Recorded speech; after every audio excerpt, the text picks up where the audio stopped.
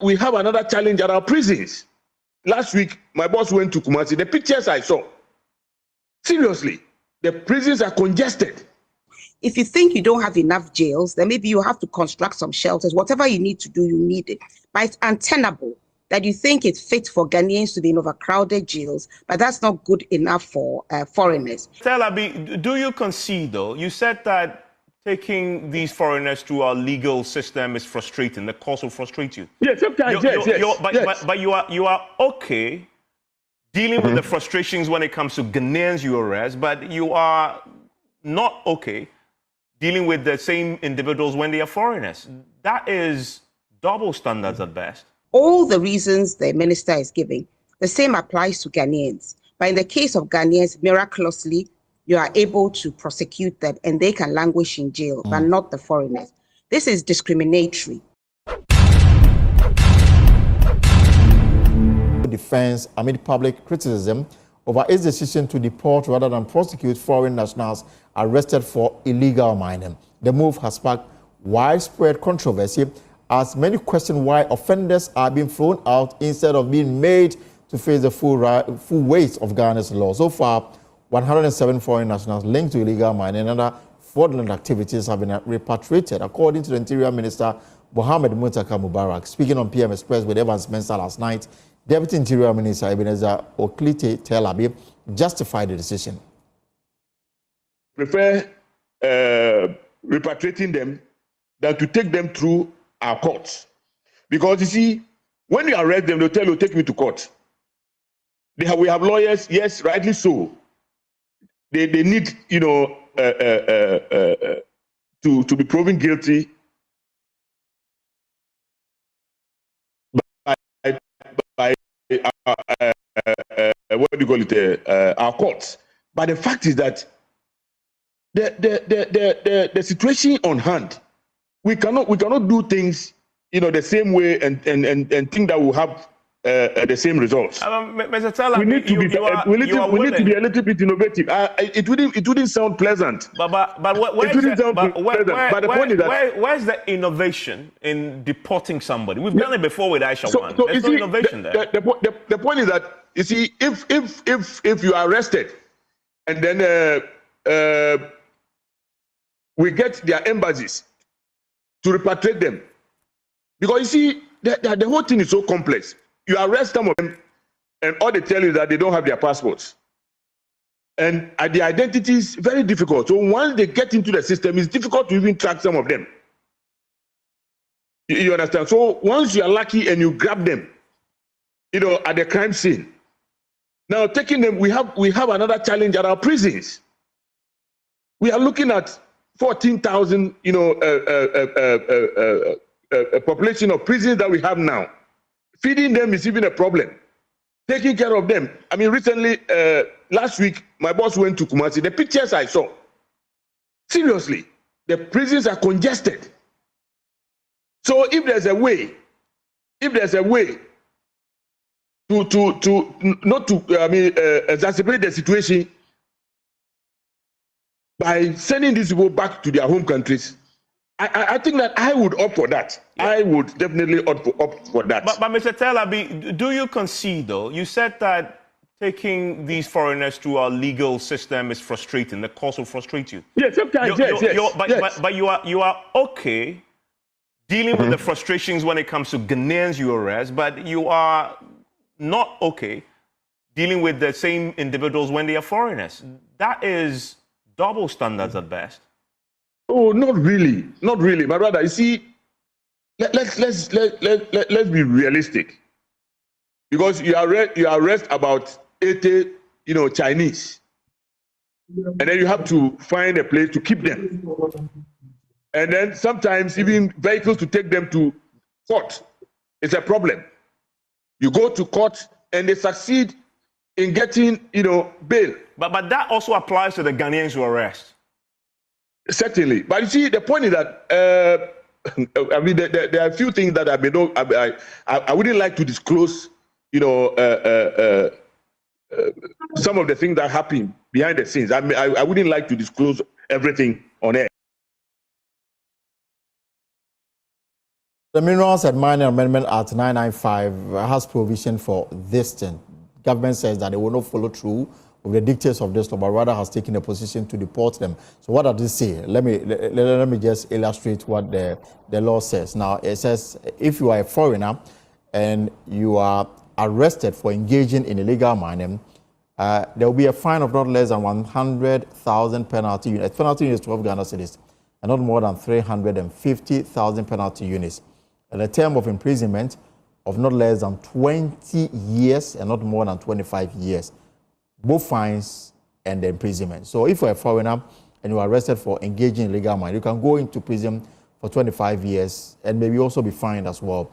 Now, where a non-Ghanaian who is liable on summary conviction under subsection 3 is a person liable to deportation under section 35, that non-Ghanaian shall, where sentenced to a term of imprisonment, serve the full sentence before deportation in accordance with section 3. So when this law was passed, the framers decided that after you have served your 25 years in jail, you will be deported. The government says that 25 years is no longer necessary. They would rather deport them, rather let them serve in prison. The reason is what the Deputy Minister has been providing.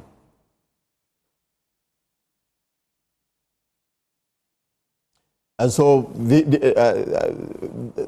are the summary, or better so the content of the offences and penalties for illegal miners under the Minerals and Mining Act. So, and if you are a Ghanaian, there's also almost the same, a fine of no less than 30,000 penalty units and not more than 100,000 penalty units, and then also 15 to 25 years in imprisonment if you are a Ghanaian. But if you are a foreigner, that's between 20 and 25 years. So these are the fine for persons arrested for engaging in illegal mining. Let me bring in Awula Serwah. She is eco-conscious. So Awula, everybody appears to be disappointed with government position taken on this matter, making nonsense of the Minerals and Mining Act that was passed by Parliament, having stiffer punishment for offenders under this particular regime. And the government says that will overlook the 25 years imprisonment and rather give them a first-class ticket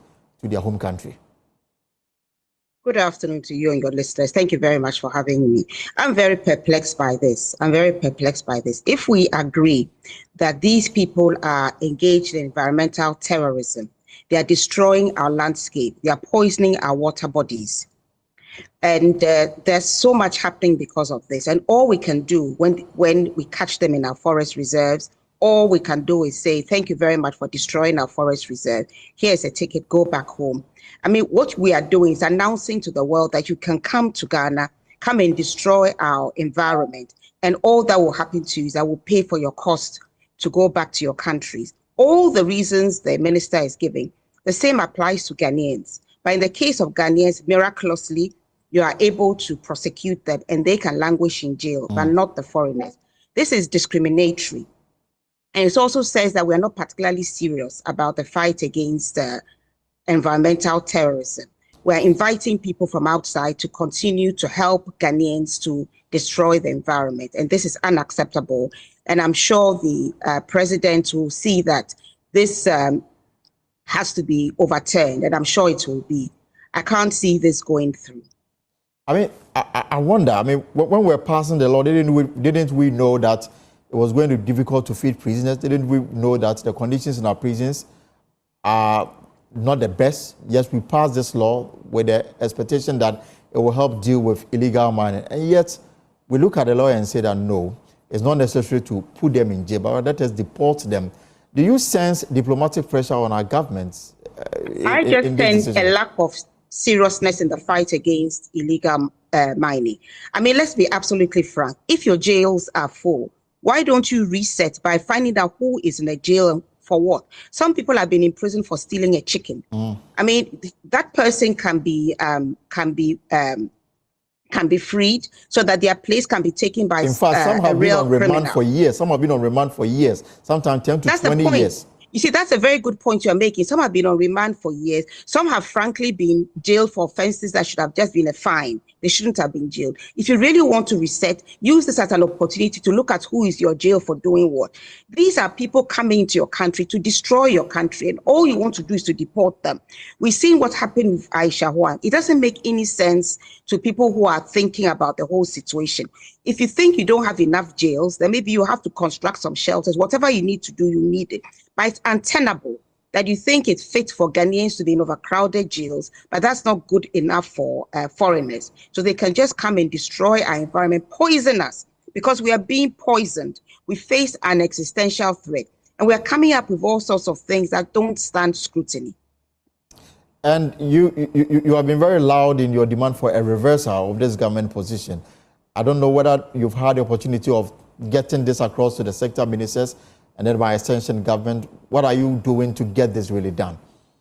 I mean, this is in the process, and then so many other people have raised their voices today. So many very good arguments have been made. The question of discrimination, the question of no longer having a deterrent, so many very good arguments have been made. So I'm very confident. I'm very confident that the president will see the wisdom in doing away with this and going to the letter of the Mining and Minerals Act, the amendment. And I also believe that the president knows that many people voted against the past administration and not necessarily for the current administration. There's an overwhelming majority, but the goodwill will begin to dissipate where people sense that not much is being done about illegal mining. It's one announcement after the other, and some of them just don't stand scrutiny. So if we don't actually take a robust steps to fighting environmental terrorism, such as declaring a state of emergency, because the threats are real. Apart from the fact that we are being poisoned, our landscape is being poisoned, the food that we are growing is being poisoned. Very soon we won't be able to export cocoa because it will be poisoned or contaminated. Very soon, lots of people are losing their livelihood. The peasant farmers, the fishermen, they are losing their livelihood, yet threats are real. Apart from the fact that we are being poisoned, our landscape is being poisoned, the food that we are growing is being poisoned. Very soon, we won't be able to export cocoa because it will be poisoned or contaminated. Very soon, lots of people are losing their livelihood. The peasant farmers, the fishermen, they are losing their livelihood, yet all we care about is the livelihood of miners.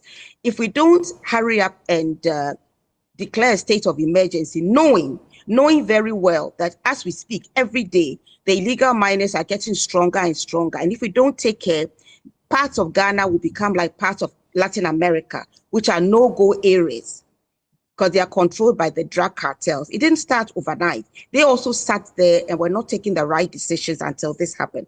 So I think the president will realize that if he doesn't do something very quickly, the goodwill that he currently enjoys will dissipate. And I know as a fact that come May 1st, if Ghanaians feel that their concerns are not being taken seriously, not only are we refusing to declare a state of emergency as more and more of our forest reserves are being overrun, even those we say we have reclaimed. Forestry guards are being attacked there. One is fighting for his life. We don't even want to revoke LI 2462, a low-hanging fruit. Even the former administration under whose watch this perverse piece of legislation was passed, even what they were putting before Parliament was a revocation. Right. The president, whilst in opposition, said he would revoke it, and what they've put before Parliament is an amendment. If government is not seen to be actually fighting illegal mining, I'm afraid Ghanaians are going to become very dissatisfied and will make their dissatisfaction felt.